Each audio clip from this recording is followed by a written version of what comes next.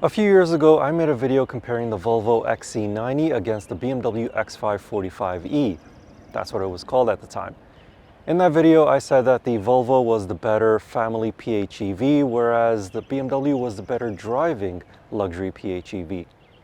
Now, in 2024, I am comparing the Volvo XC90 against the Mercedes-Benz GLE 450e. So how do these two cars stack up? Let's go for a drive and find out.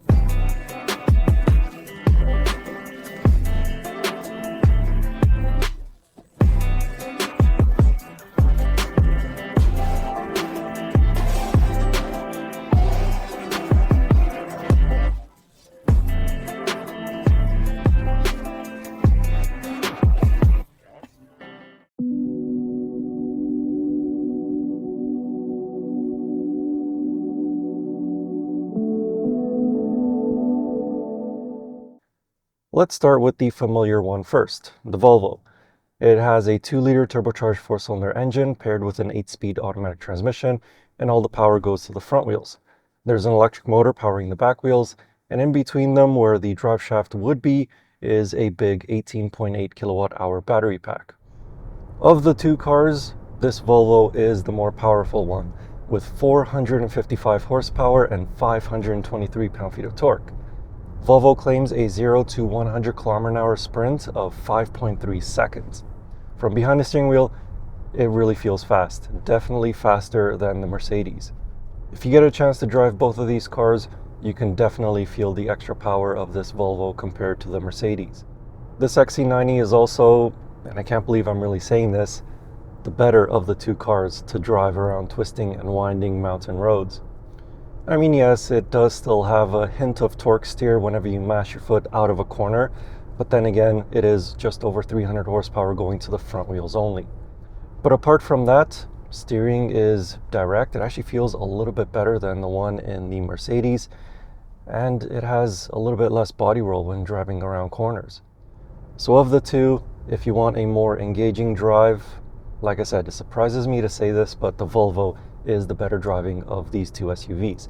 Now, if you add in the X5 50e, the plug-in hybrid version, into the mix, then the BMW would be the best out of all three.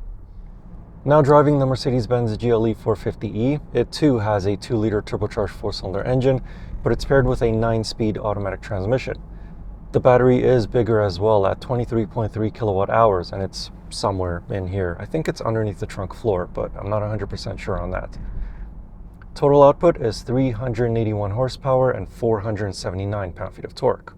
So definitely less than what you get in the Volvo.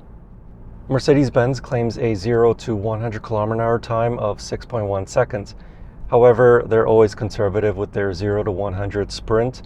And in the real world, I wouldn't be surprised if this car is a little bit faster than that. However, it is not as fast as that Volvo. You can definitely feel the difference between the two if you get a chance to drive them back to back. On top of that, when you are driving on more entertaining roads, this Mercedes GLE 450e just doesn't feel quite as nice to toss through corners as the Volvo. There's something strange about the steering feel of this GLE 450e, particularly on center.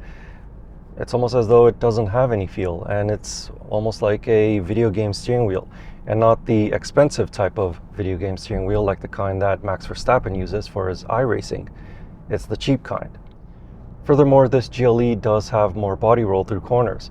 Now that does help with the ride quality, which I'll get to a little bit later in the video, but when you're on twisting and winding mountain or canyon roads, it just doesn't feel all that great. The car feels planted, but it just doesn't give you the same confidence as you get in the Volvo. Now looking at the plug-in hybrid aspects of these big luxury SUVs, the Volvo XC90 has a claimed range of 53 kilometers of electric-only driving. I wasn't really able to achieve that, but I still got pretty close at 47 kilometers. Now keep in mind, This was with climate control running at all times. The ambient temperature this week was hovering at around 10 degrees Celsius. And I do live in a part of the world where we have a lot of uphills and downhills. So the car does use more energy going uphill than it recuperates when going back down the hill. So in a slightly warmer climate, and if you live in a part of the world where it's mostly flat, then I don't think you should have any issues in achieving the 53 kilometers that this car is claimed to be able to achieve. Maybe even more. Who knows?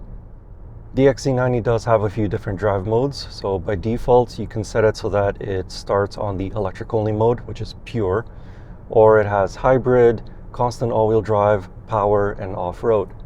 In the hybrid mode, you can set it so that it is auto, so the car just primarily uses the electricity that's available. Unless you push a little bit harder on the throttle pedal, then the engine will turn on. There's also battery hold, which is pretty much self-explanatory. The battery charge just gets held at whatever percentage it's at, and you drive mostly on the engine, except at slower speeds, say parking lot speeds, then it'll use a little bit of electricity. And you can also tell the car to recharge the battery. However, it takes a long time to get any sort of significant charge back into the battery, and at the same time, you are using more fuel. As for regen braking, when you're in the regular D mode, it's almost like engine braking, although it's not quite as strong. It's only when you are driving at slower speeds, say below 40 kilometers an hour, does it actually feel a little bit stronger. But at higher speeds, it's almost as though there isn't any, and it's all controlled by your foot on the brake pedal. Unlike the Mercedes GLE, however, this XC90 does have a one-pedal drive mode. You just change the shifter from D to B and turn off the creep function in the infotainment system, and then every time you lift your foot off the throttle pedal, the car gradually comes to a complete stop. With the bigger battery, this Mercedes-Benz GLE 450e has a claimed all-electric range of 77 kilometers. I managed to get 79 kilometers out of a full battery charge.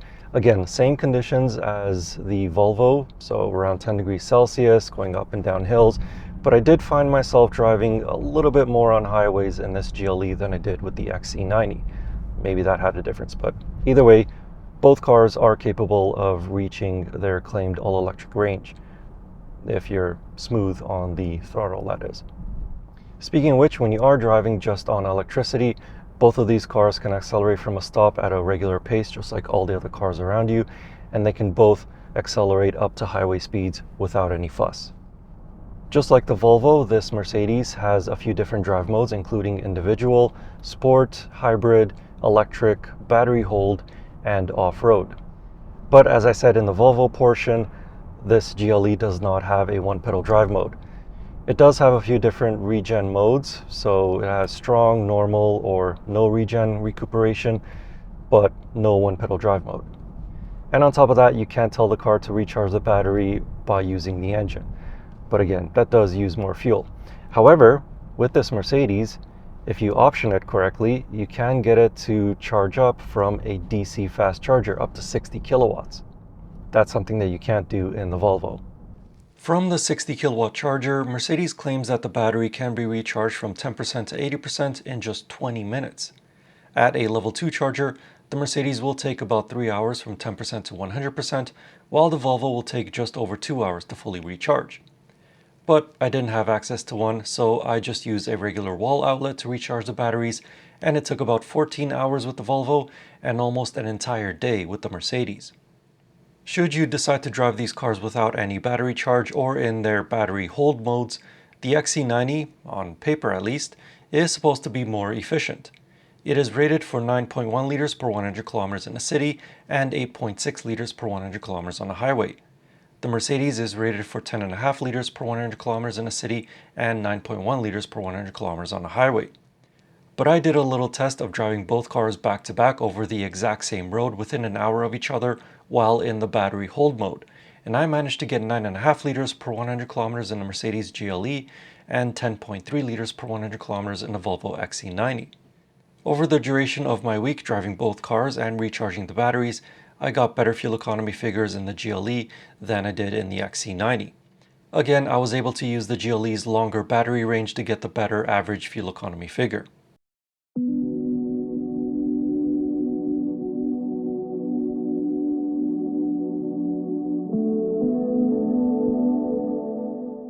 While the 2024 GLE 450e may not be enjoyable through twisting and winding roads, it is the one that you'd want to be in for the utmost in comfort. This particular demo vehicle was not equipped with the air suspension system, neither was the Volvo XC90, but the ride is plush over any road surface. The XC90 Recharge also provided a comfortable ride, but the difference between the two SUVs is easily noticeable. Cracked pavement and quick, sharp bumps are more prominent in the Volvo than in the Mercedes. As for the front seats, I found them both to be equally comfortable. Both had plenty of padding and just enough bolstering on the side to keep me in them while driving through corners. The Mercedes, however, was equipped with the massaging front seats for that extra little bit of comfort. Massaging seats are available in the XC90 as well, but this demo car did not have them equipped.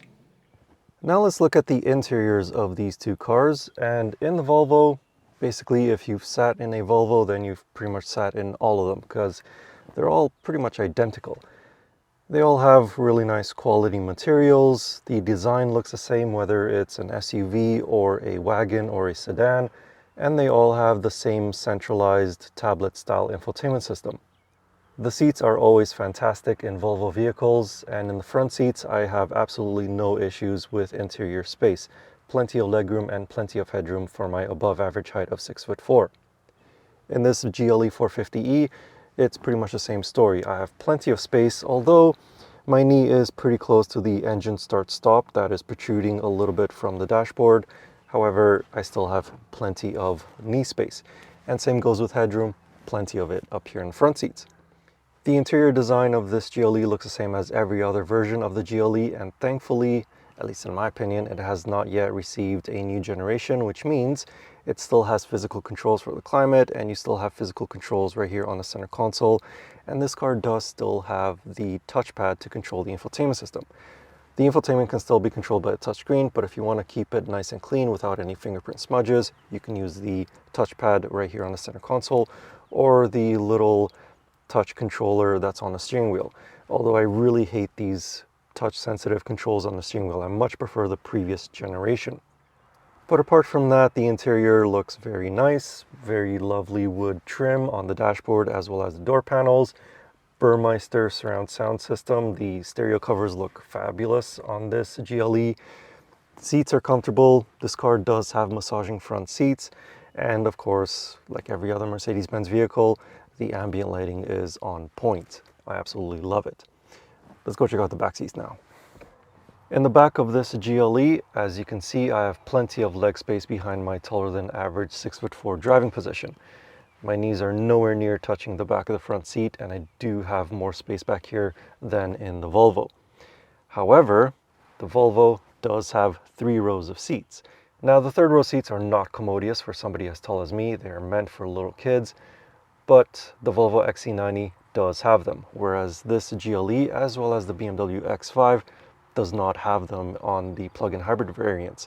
So as a family vehicle, the XC90 still is a little bit better than this GLE, but as a car to be comfortable in, this GLE is at the very top of the list.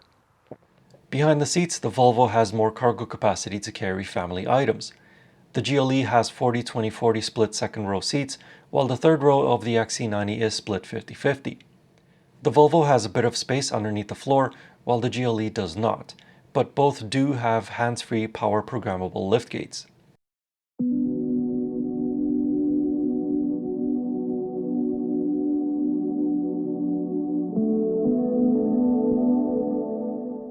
Both luxury SUVs are expensive. There is no way of sugarcoating that.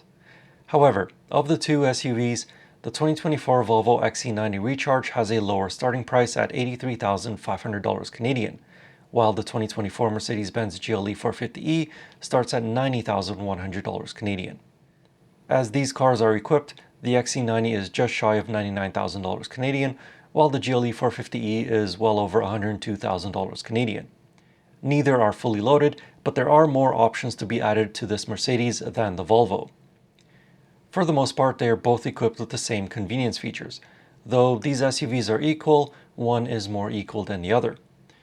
For a start, they're both available with Nappa leather upholstery with heated, ventilated, and massaging front seats, heated second row seats, heated steering wheels, panoramic sunroofs, head-up displays, premium audio systems, Burmeister in the Mercedes, Bowers & Wilkins in the Volvo.